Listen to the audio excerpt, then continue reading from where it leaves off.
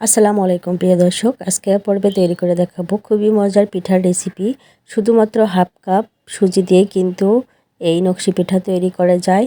তো চালের গুঁড়া দিয়ে তো নকশি পিঠা অনেক খেয়েছেন, এই সুজি দিয়ে একবার এই নকশি পিঠা খেয়ে দেখুন, খেতে খুবই মজার হয়, খুবই মুচমুচে রসালো হয়। তো এখানে আমি একটা ব্লেন্ডার জার নিয়েছি, এখানে হাফ কাপ পরিমাণ সুজি দিলাম। সুজিগুলোকে ব্লেন্ড করে নেব। তো সুজিগুলোকে একদম দেখুন ব্লেন্ড করে নিয়েছি, আর সুজিগুলো একদম পাউডারের মতো হয়েছে। তো এক সাইডে রেখে দিচ্ছি। এখন একটা কড়াইতে নিয়ে নিচ্ছি 1 কাপ পরিমাণ লিকুইড দুধ, 1 চা চামচ পরিমাণ ঘি, 1 চিমটি পরিমাণ লবণ। তো দুধটাকে আমি কিছুক্ষণ জাল করব। তো যখন দেখবেন দুধের মধ্যে বলক চলে এসেছে, এ পর্যায়ে ব্লেন্ড করে রাখা সুজি আর 1/4 কাপ পরিমাণ ময়দা, তো ময়দা আর সুজির পাউডারটাকে ভালো করে মিশিয়ে নিচ্ছি। আর এ পর্যায়ে চুলার জালটাকে একেবারে লোতে রেখে মিশিয়ে নিতে হবে। তো মেশাতে মেশাতে একদম দেখবেন যখন প্যান থেকে ছেড়ে দেবে তখন চুলা থেকে নামিয়ে নিতে হবে। তো আমি এখন চুলা থেকে নামিয়ে নিচ্ছি। নামিয়ে নিয়ে এই ডোটাকে কিছুক্ষণ ঠান্ডা করে নিতে হবে। ঠান্ডা হতে হতে এই পর্যায়ে আমি শিরাটা তৈরি করে নিচ্ছি। এখানে আমি হাফ কাপ পরিমাণ চিনি আর 1/4 কাপ পরিমাণ দিয়ে দিলাম পানি। দিয়ে দিচ্ছি একটা সাদা এলাচ। তো চিনিটাকে গলানো পর্যন্ত আর পানিতে বলক আসা পর্যন্ত জাল করব। তো এখানে আমি সামান্য পরিমাণ ইয়েলো ফুড কালার দিয়ে দিচ্ছি, এটা অপশনাল, আপনারা চাইলে ফুড কালার নাও দিতে পারেন। তো চিনিটা গলে গেছে আর পানিতে বলক চলে এসেছে। যখন দেখবেন একটু আঠালো আঠালো হয়েছে তখন চুলা থেকে নামিয়ে নিতে হবে।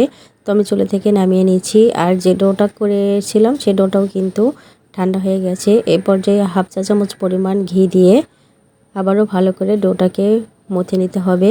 একদম মসৃণ করে মথে নিচ্ছি। আর দেখতে পাচ্ছেন ডোটা কিন্তু খুবই সুন্দর মসৃণ হয়েছে। তো এখান থেকে আমি কিছু ডো নিয়ে নিচ্ছি, নিয়ে একটু গোল গোল করে চ্যাপ্টা করে নিয়ে নিচ্ছি। তো চ্যাপ্টা করে নেওয়ার পরে কিছুটা পরিমাণ ময়দা ছিটিয়ে দিয়ে হালকাভাবে একটু প্রেস করে মোটা করে বেলে নিব। খুব বেশি পাতলা করা যাবে না, আমরা যেরকম নকশি পিঠা তৈরি করি সেরকমই মোটা করে নিতে হবে। একটা কুকি কাটার দিয়ে আমি কেটে নিচ্ছি।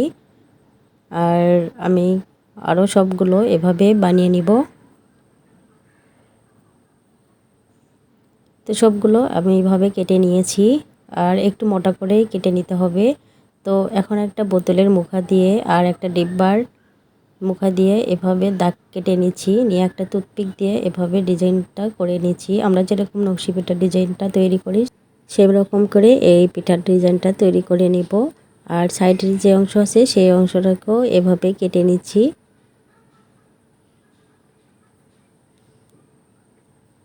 তো দেখতে পাচ্ছেন কতটা সুন্দর দেখাচ্ছে। তো আমি আপনাদেরকে আরেকটা এভাবে দেখিয়ে দিচ্ছি। তো প্রথমে দাগটা কেটে নিয়ে আপনাদের হাতের কাছে যদি টুথপিক না থাকে তাহলে কিন্তু এভাবে ছুরি দিয়েও এই ডিজাইনটা তৈরি করে নিতে পারেন।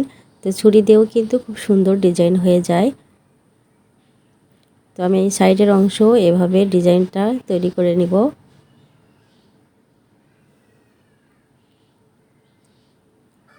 তো দেখতে পাচ্ছেন সবগুলো পিঠাই কিন্তু আমি এভাবে বানিয়ে নিচ্ছি। তো আমার কাছে এভাবে ছুরি দিয়ে কিন্তু খুব সহজেই এই পিঠার ডিজাইনটা তৈরি হয়েছে। তো আমি ছুরি দিয়েই সবগুলো পিঠা বানিয়ে নিয়েছি। তো আপনারা চাইলে টুথপিক দিয়েও এভাবে তৈরি করতে পারেন, অথবা এরকম ছুরি দিয়েও এই ডিজাইনটা তৈরি করে নিতে পারেন।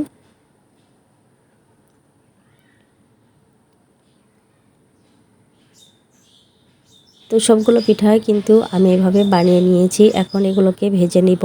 আর ভেজে নেওয়ার জন্য আগে থেকে আমি তেলটা গরম করে নিয়েছি। তো এখন আমি একে একে সবগুলো পিঠা দিয়ে দিব।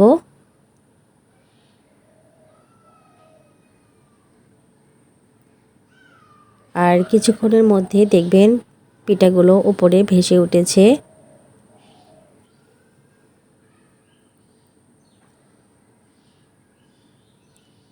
তো এক সাইড যখন হয়ে আসবে তখন আমি পিঠাগুলো উল্টিয়ে দিচ্ছি।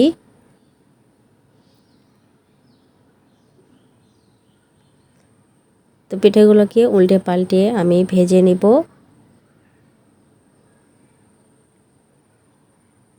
তো আমার একটু জায়গা ছিল তাই আমি আরেকটা পিঠা দিয়ে দিলাম। তো পিঠাটা কিন্তু ভাজা আমার প্রায় হয়েছে। তো এখন আমি পিঠাগুলো উঠিয়ে নিব। আর দেখতে পাচ্ছেন কতটা কালার চলে এসেছে আর খুবই মুচমুচে হয়েছে। এখন আমি সবগুলো পিঠা উঠিয়ে নিচ্ছি।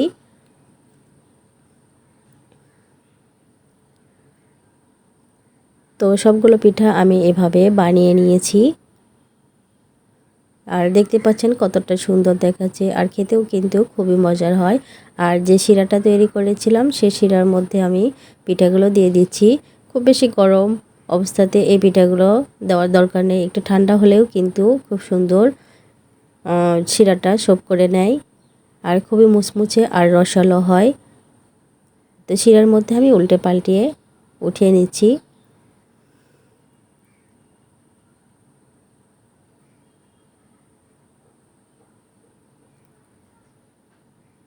তো দেখতে পাচ্ছেন কতটা লোভনীয় লাগছে, আর খেতেও কিন্তু খুবই মজার হয়, আর ভেতরে কিন্তু খুবই রসালো হয়।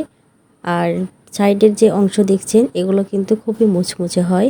তো একবার এইভাবে বাসায় ট্রাই করবেন, দেখবেন ছোট থেকে বড় সবাই কিন্তু খুবই পছন্দ করবে।